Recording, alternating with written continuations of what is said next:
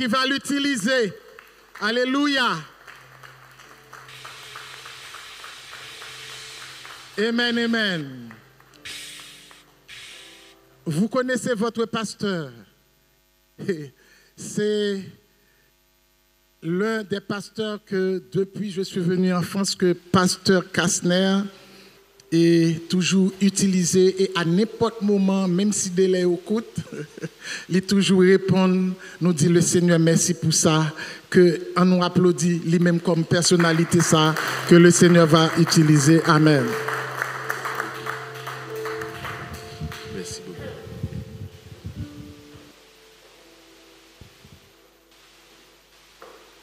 La paix de Dieu soit avec vous. La paix de Dieu soit avec vous. Nous disons merci à notre Seigneur du fait qu'il nous a donné la possibilité d'être ici ce soir pour témoigner notre reconnaissance envers lui. Il nous a fait du bien, il continue par nous faire du bien et il nous promet, il répond toujours à la promesse qu'il nous a faite parce que tout simplement il est fidèle. Et c'est pour cela qu'il est aussi conseillé à ce que nous soyons aussi fidèles. Et nous allons partager ce moment, que je sais que vous êtes déjà dedans depuis un bon moment. Et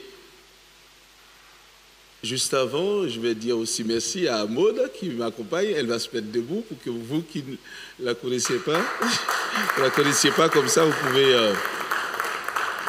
Et je peux dire aussi c'est une surprise parce que l'histoire c'est que après son travail, on discutait ce matin, est-ce qu'elle, comme on pouvait faire, mais bon, le temps qu'elle arrive, ou du moins ce que j'ai, alors par rapport avec la durée de la route, je me suis dit que c'était pas la peine.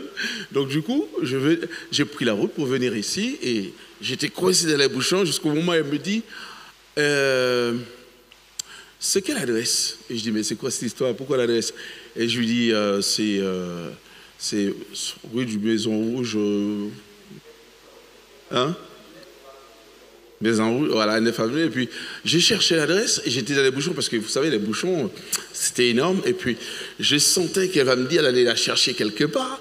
Je me suis dit, je ne vais pas dire, voilà comment tu vas faire. Je lui dis, où est-ce que tu es? Donne-moi l'adresse où tu es parce que la personne fait quand même l'effort pour te faire, je dirais même la surprise parce que je ne m'attendais pas à ce qu'elle vienne et que je ne pouvais pas lui dire, écoute, fais ceci, fais cela. Et donc, je lui ai demandé, elle m'a donné l'adresse, j'ai été la chercher là où elle était. Et comme c'était à Gagny, c'est ça, hein, Gagny, c'était pas trop loin d'ici, donc du coup, ça m'a permis d'aller. Et puis, je lui dis merci, hein, c'est sympa. Merci beaucoup. Et voilà. Et ce soir, nous allons essayer d'échanger sur le thème qui est la vocation de servir Dieu. C'est vivre une vie de fidélité. La vocation de servir Dieu, c'est vivre une vie de fidélité. Et les textes qui m'ont été donnés pour qu'on puisse échanger là-dessus, nous avons, parmi ces textes, même si vous allez en avoir d'autres que je vais échanger avec vous, 1 Corinthiens chapitre 4, le verset 2.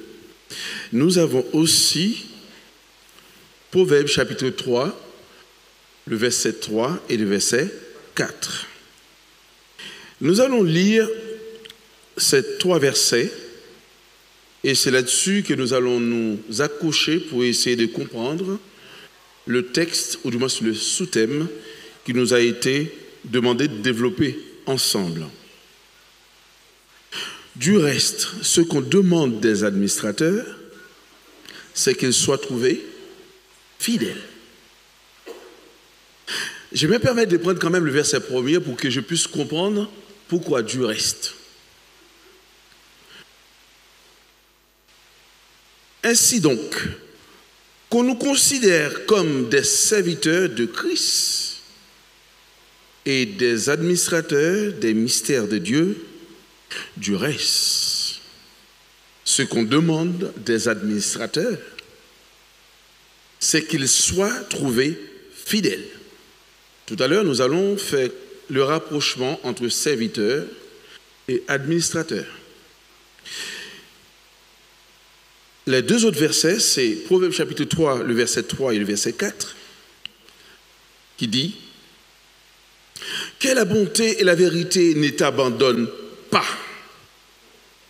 Attache-les à ton cou, écris-les sur la table de ton cœur. Tu trouveras ainsi grâce et bon sens aux yeux de Dieu et des hommes. » Mais juste avant, nous allons quand même essayer de développer, ou du moins de comprendre le sous-thème qui nous a été conseillé. La vocation de servir Dieu, c'est vivre une vie de fidélité. Il est quand même intéressant de comprendre les mots qui composent ce sous-thème. La vocation.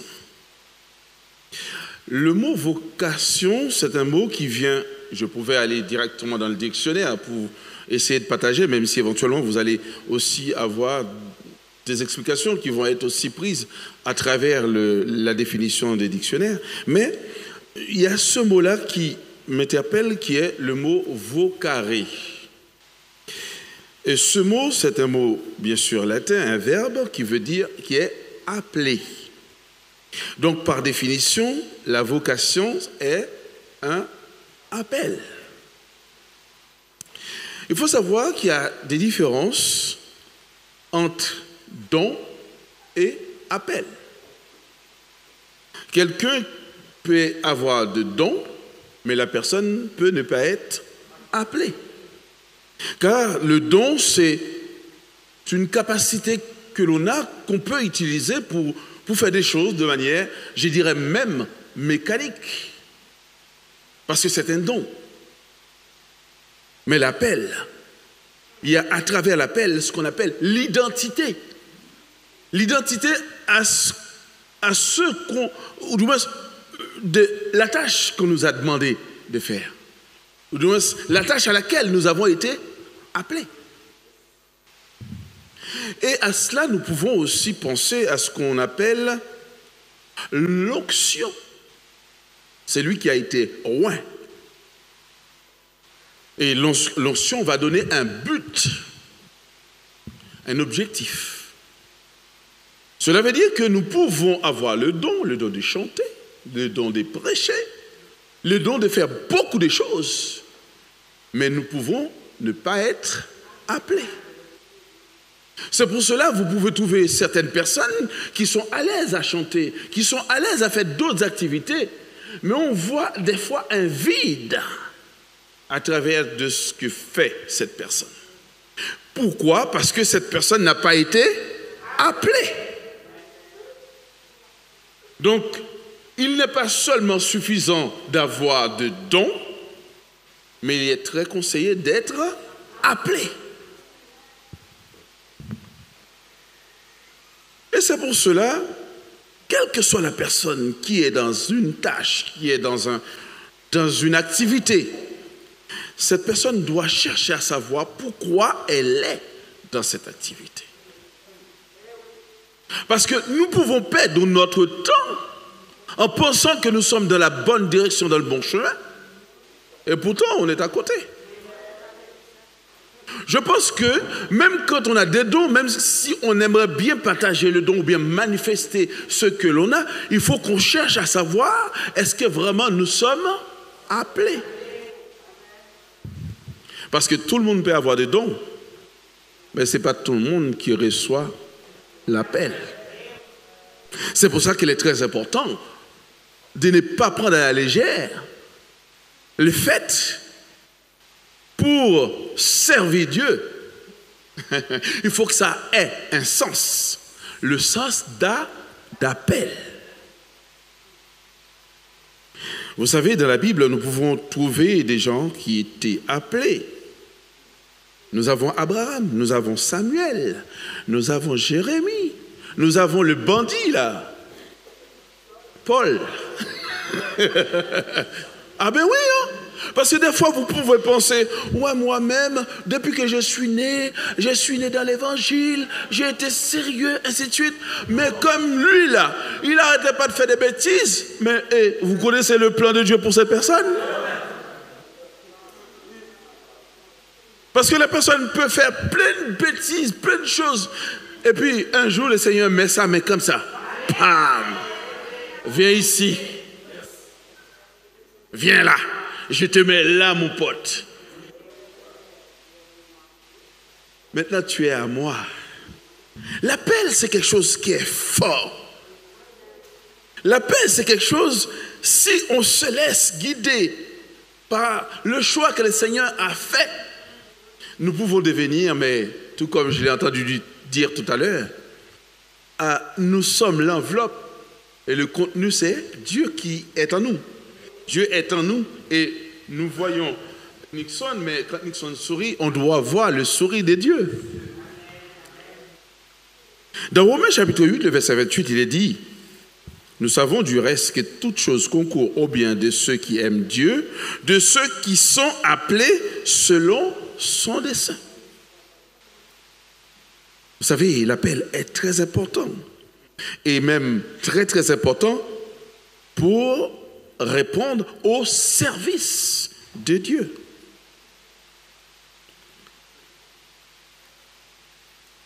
Nous avons dans Matthieu chapitre 16, le verset 24, qui dit: alors Jésus dit à ses disciples, si quelqu'un veut venir à moi, qu'il renonce à lui-même. C'est pas évident, hein? Qu'il renonce à lui-même. Ça veut dire efface-toi. Vous savez, mes chers amis, c'est un gros travail, hein, le fait de prendre la décision de servir Dieu. Alors, on peut dire qu'on sert Dieu, on le dit dans la bouche, mais le comportement, les réactions, ne reflètent pas vraiment. Qu'il renonce à lui-même, qu'il se charge de sa croix et qu'il me suive. Qu'est-ce que cela me fait si par exemple quelqu'un dit ouais bon c'est Nixon, ben, c'est pas grave, c'est pas moi, c'est pas bien grave. Ouais bon ben écoute tu sais non c'est même pas moi-même, parce que on peut dire ce que l'on veut, mais la seule chose ou l'objectif que je dois avoir, c'est le service que je dois mener ou que je dois avoir pour Dieu.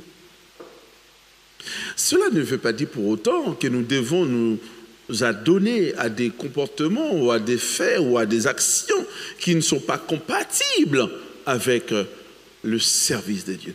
Nous devons aussi, même à travers cela, même à travers ce que les autres peuvent dire, mais qu'on ne trouve pas vraiment une réalité dans tout ce qu'ils disent, mais qu'on trouve vraiment la présence de Dieu. Car la vocation de servir Dieu, c'est vivre une vie de fidélité. Vivre, par définition, c'est respirer. Quelqu'un qui cesse de respirer cesse aussi de vivre. Donc, vivre une vie de fidélité conditionne même à chaque instant que nous respirons. Cela voudrait dire, si je dois vivre une vie de fidélité, tout autant que je peux faire inspiration, respiration ou expiration, parce qu'il faut qu'on dise les termes de manière correcte aussi. Il y a inspiration, expiration, et c'est ce qu'on appelle respiration. Mais si je ne peux pas rester, si je comprends bien le terme, si je ne peux pas rester sans respirer, je ne peux pas non plus vivre en dehors de la fidélité. Cela veut dire qu'il n'y a pas de coupure. C'est pas parce que, bon, c'est pas grave, je vais être infidèle pendant un petit moment, après je vais demander pardon à Dieu. Non, ah ouais? Non, non, non, ça ne se passe pas comme ça. Cela ne veut pas dire que l'on ne peut pas rater la cible qu'on appelle péché. Mais n'oubliez pas, celui qui se donne à Dieu ne demeure pas dans le péché. C'est vrai, par rapport à un moment de faiblesse ou d'un vide spirituel, on peut avoir un comportement qui ne reflète pas totalement la vie que le Seigneur nous demande. Mais après une reprise de conscience, on doit dire « Seigneur, pardon ». C'est ce qu'on appelle la repentance. La repentance, par définition, c'est aussi ce qu'on appelle le regret. Mais quelqu'un qui regrette un acte qu'il avait commis, pensez-vous que cette personne va recommettre cet acte de manière volontaire? Non, ce n'est pas possible. Et c'est pour cela le thème regret a toute sa signification, son importance. Parce que tout simplement, ça m'a fait mal du fait que j'ai... Pardon, Père. Et c'est pour cela, il est important de penser à toujours demander pardon. Vous savez, on est tellement fiers, on n'aime pas trop demander pardon. Et quand on sait demander pardon, on va faire le maximum pour ne pas tout le temps user de demander pardon. Pourquoi? Parce que je vais penser en disant, ben écoute, si j'avais fait ça, j'étais obligé d'aller dire, Maud, excuse-moi, pardon pour ce que je t'avais fait. On a trop de fierté pour à chaque fois aller voir l'autre, pour aller voir. Eh bien, qu'est-ce qu'on fait? Ah ben on se conforme. Pour éviter d'aller demander pardon. Hier, jeudi, demain, après-demain. Bon, vous savez que par exemple, vous n'arrêtez pas de demander pardon, on finira par... On va avoir du mal à vous croire. Parce que, on va dire, c'est une répétition de pardon. Donc, vivre dans la fidélité. N'oubliez pas que le mot fidélité vient d'un thème qui est fides, qui est foi, d'une racine fidelitas, qui est la qualité de quelqu'un qui est dévoué, qui est attaché à une chose, à quelqu'un, à un principe. C'est quelqu'un qui est sûr, quelqu'un qui est fidèle. La fidélité aussi a une sorte d'authenticité, parce qu'il y a une qualité qui est constante. La personne va être fidèle même dans ce qu'elle va dire. Fiable, qualité de ceux qui est conforme à l'exactitude, à la vérité. Quelqu'un qui s'y conforme à ce qu'il dit. Qualité de quelqu'un qui ne ment pas à une personne, qui ne trahit pas un serment. Quelqu'un qui fait, en quelque sorte, qui fait preuve de son sérieux. Par exemple, un mari ne peut pas dire qu'il a été voir ailleurs, ou une femme non plus, parce qu'il y a la fidélité.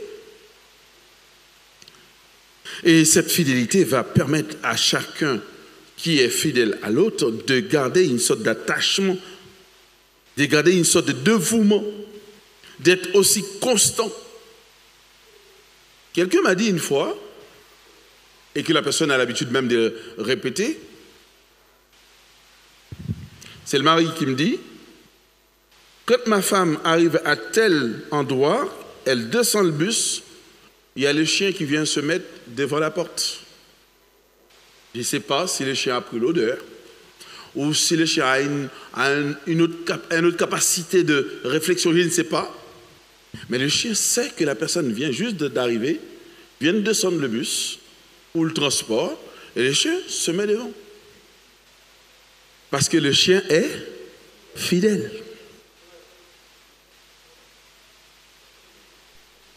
Malheureusement, on peut avoir des chiens fidèles et des hommes infidèles.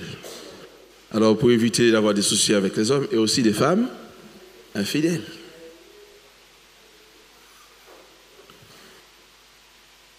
Ainsi donc, le verset que nous avions lu tout à l'heure, le verset 1er des 1 Corinthiens, chapitre 4. Ainsi donc, qu'on considère comme des serviteurs, qu'on nous considère plutôt comme des serviteurs de Christ et des administrateurs des mystères de Dieu.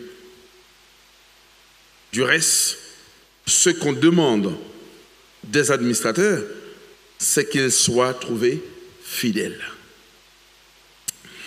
Je vous avais dit que j'allais faire un rapprochement entre ces deux mots, même si on ne voit pas les deux dans le verset qui m'a été conseillé. Et c'est fait exprès de prendre le verset 1er. Parce que vous pouvez comprendre, à travers du verset 2, vous voyez seulement aux administrateurs que la parole est adressée. Qu'est-ce qu'il dit? Du reste, ce qu'on demande des administrateurs, c'est qu'ils soient trouvés fidèles.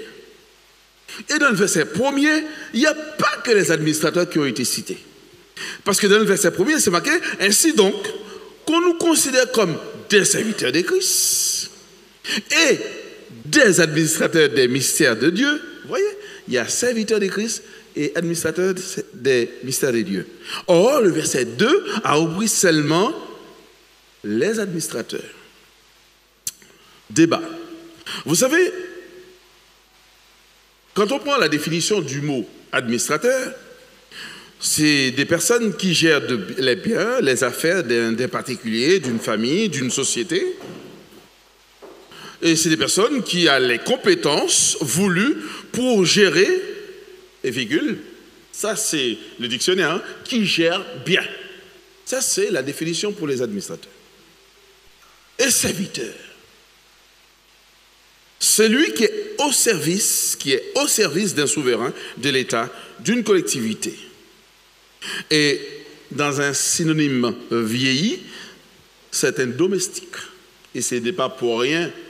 On voit même dans la Bible, ou du moins dans la version grecque, très souvent on peut voir serviteur avec le mot doulos. Et le mot doulos veut dire aussi esclave. D'où un peu vieilli, domestique. Pourquoi j'ai pris ces deux mots?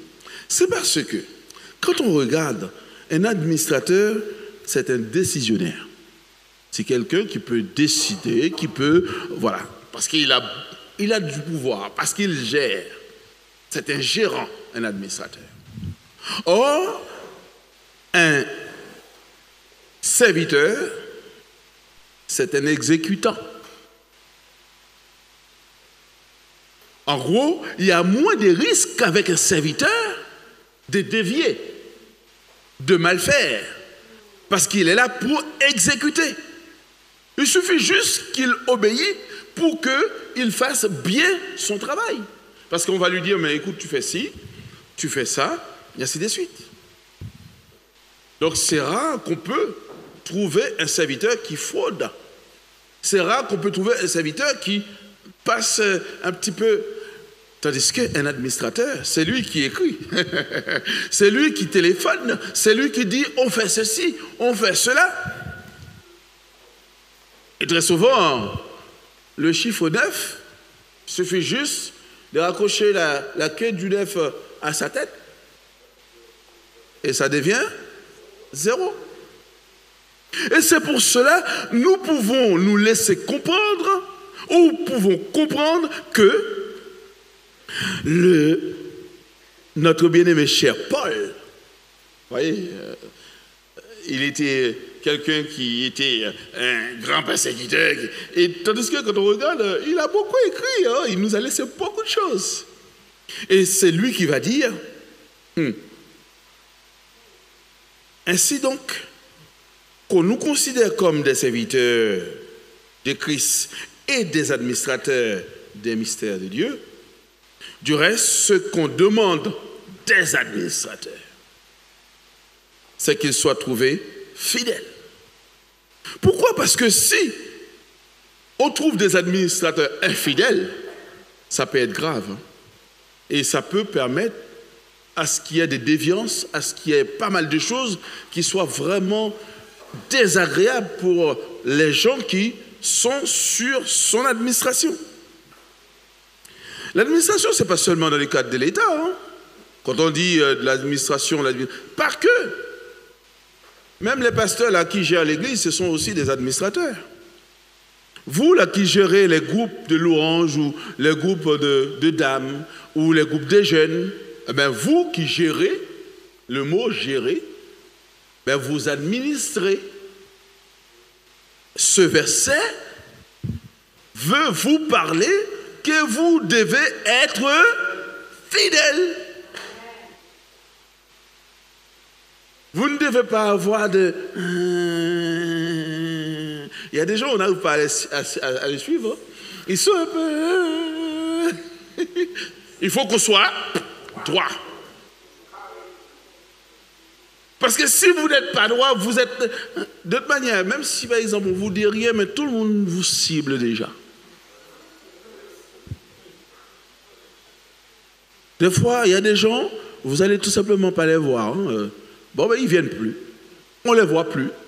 Pourquoi? Parce qu'il y a quelque chose qui ne va pas.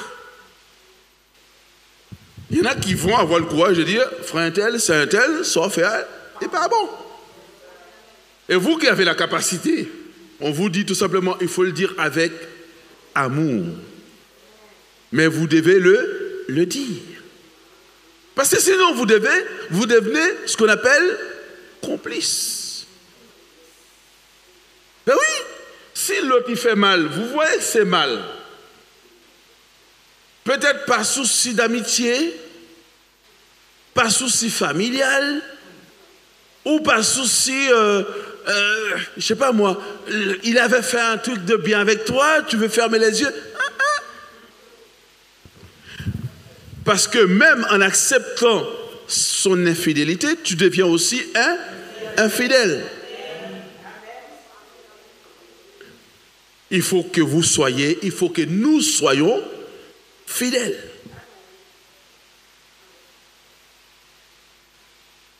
Dans Proverbe chapitre 3, le verset 3 et 4, mon fils, n'oublie pas mon enseignement et que ton cœur garde mes commandements. Alors ça, c'est le verset premier que j'ai lu, mais c'est pas si grave que ça. Parce qu'on voit une sorte de respect. À travers du verset 2, on voit aussi la tranquillité, le fait de garder l'enseignement et les commandements. Dans le verset 2, il est dit, car il prolonge la durée de tes jours, le fait de garder l'enseignement, de garder les commandements, les années de ta vie, et ils augmenteront aussi ta paix. Si vous voyez que vous vous mêlez dans des choses pas tellement claires, vous ne serez pas en paix. Si vous voyez que vous avez du mal à dormir, c'est parce qu'il y a quelque chose dans la journée là. Vous avez participé dedans, mais quand c'était pas tellement trop top, c'est pour ça que vous n'êtes pas tranquille là. Vous ne pouvez pas dormir sur les deux oreilles. Il faut que vous soyez trouvés, il faut qu'on vous trouve fidèle. Quel que soit l'heure, quel que soit le jour, on t'appelle, on te dit, un tel, oui bonjour, c'est la police. Tu ne dois pas avoir... Ben oui, parce que si vous savez que vous n'êtes pas fidèle, si vous savez que vous avez l'habitude de vous mêler ou de vous tremper dans des choses, dès qu'on vous dit c'est la police,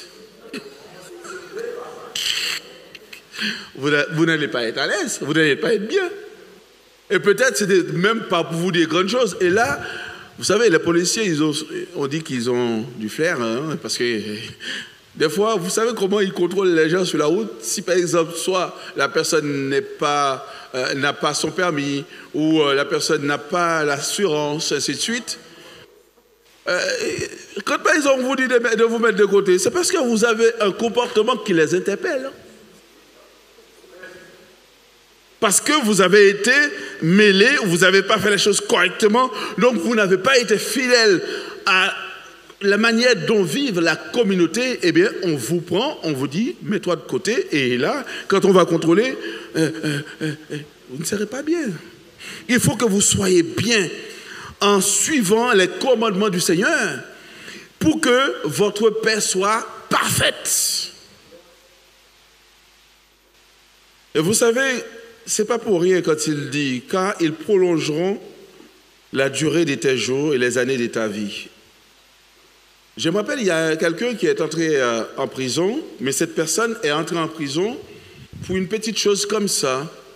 Mais comme c'était normal qu'on lui mette en prison pour qu'on puisse voir, comment on appelle ça, détention provisoire, je crois. Hein? Et manque de peau, on lui a mis dans une cellule avec quelqu'un qui était dérangé. Et la personne l'a tué. Hein? Il était juste en détention provisoire, la personne l'a tué. Pourquoi? Il a été mort, même si ce n'est pas pour une grande chose qu'il avait faite, mais il avait été dans un endroit où il ne devait pas être, tout simplement parce qu'il avait fait quelque chose qui était mauvais. Et de ce fait, ça l'a conduit à la perte. Et la durée de ses jours a été assez courte, et aussi ses années. Vous savez, des fois, il peut y avoir des circonstances de la vie, ça peut aller tellement vite, on peut dire, waouh, c'est pas vrai. On ne pourrait pas s'attendre. C'est pour cela qu'il faut, comme nous l'avions défini tout à l'heure dans le sous-thème, vivre la fidélité des dieux, ou vivre de la fidélité plutôt. Ce n'est pas un petit moment je suis fidèle et un autre je ne le suis pas. Ça fait rouge, blanc, rouge, blanc, rouge. Ça s'appelle clignotant. Je ne dois pas être fidèle en clignotant, mais je dois être fidèle en continuité. Parce que le mot vivre veut dire, comme nous l'avions dit, respirer aussi. Si vous pouvez vous arrêter de vous respirer, alors faites des clignotants. Mais si vous ne pouvez pas vous arrêter de respirer, alors restez dans la fidélité tout le temps sans qu'il y ait de coupure.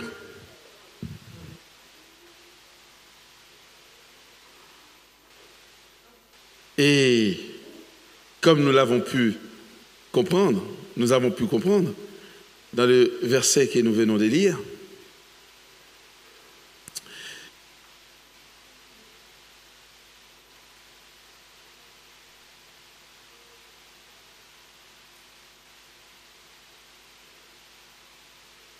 que la bonté et la vérité ne t'abandonnent pas. C'est vraiment excellent. Alors, j'ai pas pris le temps de regarder pourquoi attache-le à ton cou. Mais on a une petite idée. Parce que c'est pas là dans koum. Comment on fait kadim parwell? Il est tout le temps dans koum. Je ne peux pas dire non, je ne me rappelle plus où je l'ai mis. Non, je l'ai attaché à mon cou. C'est juste une question de vigilance. Ça veut dire, je ne peux pas oublier ce qui est tout le temps à mon cou. Écris-les sur la table de ton cœur. Écris-les sur la table de ton cœur. Le cœur, le centre de l'émotion, le cœur où, quand par exemple on a besoin de... ça vient, eh bien, je dois maîtriser ce centre-là. Et le verset 4, tu trouveras ainsi grâce et bon sens aux yeux des dieux et des hommes. Finalement, nous pouvons comprendre que si nous arrivons à nous conformer de la manière dont Dieu veut, eh bien les hommes vont s'y retrouver. Peu importe qui je suis, qui vous êtes, nous devons tout simplement laisser notre Seigneur manifester en nous pour que les autres puissent aussi être bénéficiaires de sa grâce. Dans Apocalypse chapitre 2, le verset 10, il est dit, ou du moins verset 10b, la fin du verset, mais je vais lire tout le verset. Ne crains pas ce que tu vas souffrir. Voici le diable jettera quelques-uns de vous en prison, afin que vous soyez éprouvés et vous aurez une tribulation de 10 jours. Sois fidèle jusqu'à la mort. Ça veut dire, on peut avoir des persécutions, on peut avoir des choses qui nous... Mais le thème des 10 jours, ça veut dire, ça ne durera pas tout le temps, quoi, en fait. Ça veut dire, ça peut commencer un jour et ça va terminer. Mais peu importe ce qui arrive, nous devons rester fidèles. Pas seulement fidèles simplement, mais jusqu'à la mort. Il y a une condition. Si nous arrivons à être fidèles jusqu'à la mort, tout à l'heure nous avons parlé de fidélité sans interruption, et jusqu'à la mort, il est dit, je te donnerai la couronne de vie. Je te donnerai la couronne de vie. Moi-même, par rapport à ce homme-là, je dis, Seigneur, même si je n'ai pas envie, je n'ai pas garder fidélité, prends autorité sous moi. Fais que fidélité arrête dans moi. Vous savez pourquoi je dis ça? Et même dit, m'a promis encore, Seigneur, si tu as besoin de faillir de fidélité, je n'ai autorité pour entrer dans moi et pour me rester toujours fidèle à vous. Pourquoi ça fait me dire ça? C'est parce que dans Apocalypse chapitre 3, le verset 20, le Seigneur a dit, je me tiens à la porte, je frappe. Si quelqu'un entend ma voix et qu'il ouvre, je rentrerai, je souperai avec lui et lui avec moi. Saisissez bien cela. Le Seigneur, il a plein d'autorité, illimitée. Pourquoi le Seigneur a besoin de taper à la porte pour lui laisser entrer? Il dit qu'à entrer sans pas besoin de tonne, ouvrir. Il dit qu'on n'a même pas où elle paraît. Non, c'est parce que quand on gagne, c'est vous-même seul qui a pas l'autorité pour l'entrer là-dedans.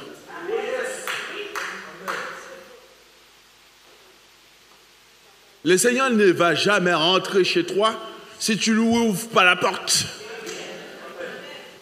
Et même bagaille là, on a un gros mauvais esprit dans la tête. Et parce que mon a quitté mauvais esprit à rentrer. Si le Seigneur ne va jamais entrer par rapport à la... ou chez toi, tu es chez toi, mais il ne va pas entrer sans que tu ne lui donnes pas l'autorité. Si le Seigneur ne peut pas entrer sans que tu ne lui donnes pas l'autorité, est-ce que Satan va entrer? Si l'entrée, c'est parce qu'on a l'autorité. Et c'est peut-être ça me dit comme ça que m'ba l'autorité, mettez le fidélité la main. Pour que même si m'ta non fidélité à prendre le dessus et comme ça m'apprête toujours fidèle.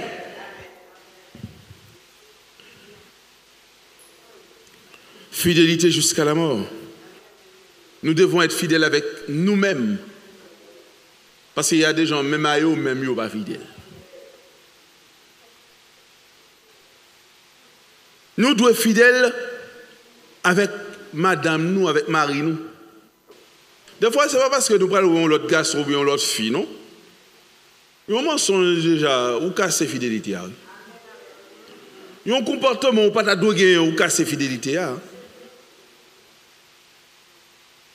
Le fait qu'on carré aux amis pour aller dire, on va gagner des coups pour ou casser fidélité. Mais où nous bagaille ça va chérie ça va te dire madame ça te dit là OK chérie OK bon nous termine avec ça. C'est pas la peine de m'arrêter le Sénat madame ça sont en cré oui et pas quoi c'est ça cré c'est ça araignée ou à cré et Sénat lui-même si Sénat lui-même pas que bon Dieu dans la ville il va dire ah chérie vieux femme ça ouais et puis qui sont des combattants de lui?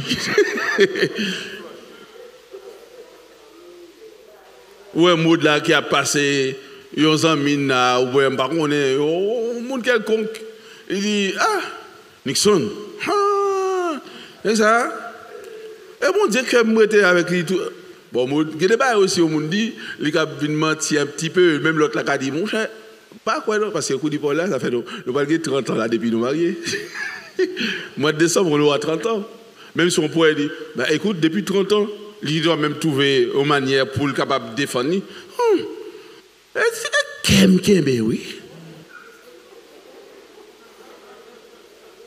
Et puis l'autre la cap dit aussi, ma chère, c'est pas trop tard.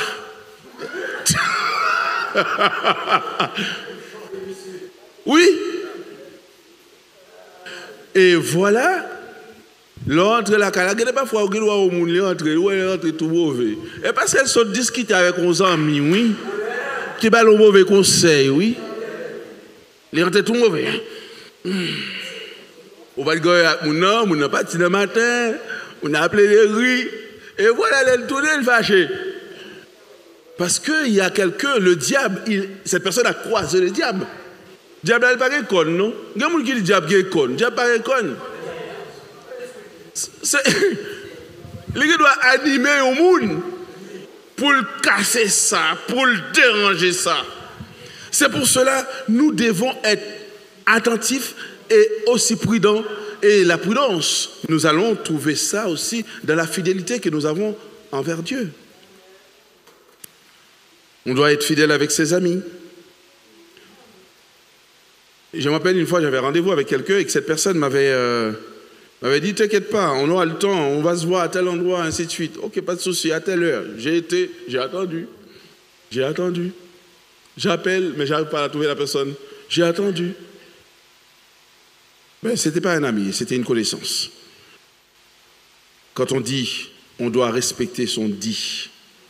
Son travail, on doit être fidèle aussi à son travail. Si vous arrivez tous les matins, vous savez très bien que vous commencez à 9h et vous arrivez à 9h30. Et dès qu'il est 17h, c'est pas sérieux.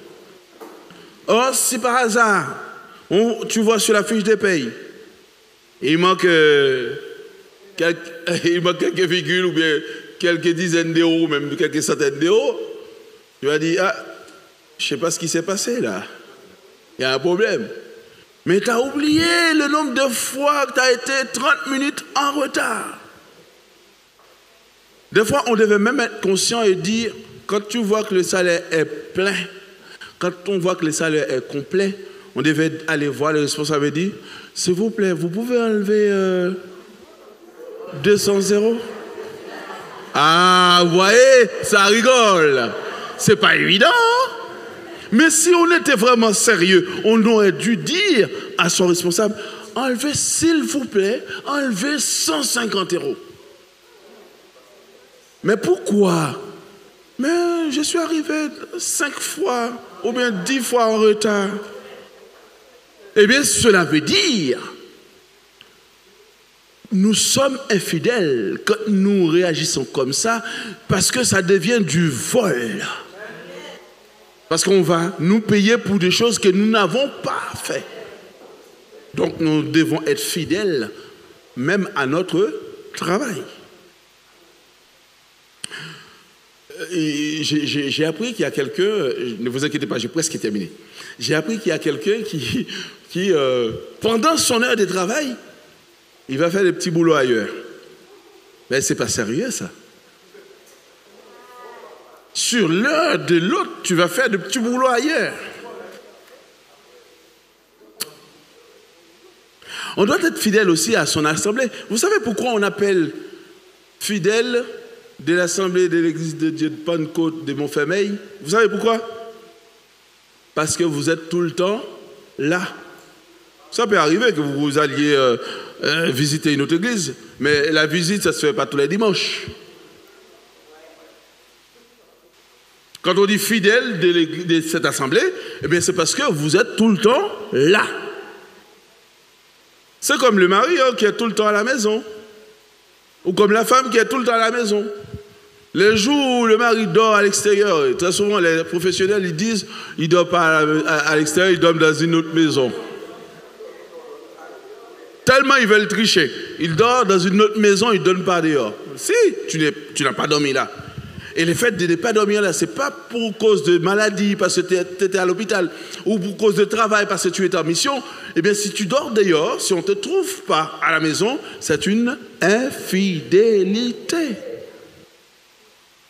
Et c'est pareil aussi, si je sais que vous n'êtes pas en vacances, je connais un frère ici, là, je sais qu'il n'est pas en vacances, il n'est pas malade, ainsi de suite, eh bien, si j'ai envie de le voir, je l'ai appelé dans la semaine, je n'arrive pas à le trouver, mais je viens ici dans l'église pour que je le voie. Parce que je sais qu'il est fidèle de cette assemblée.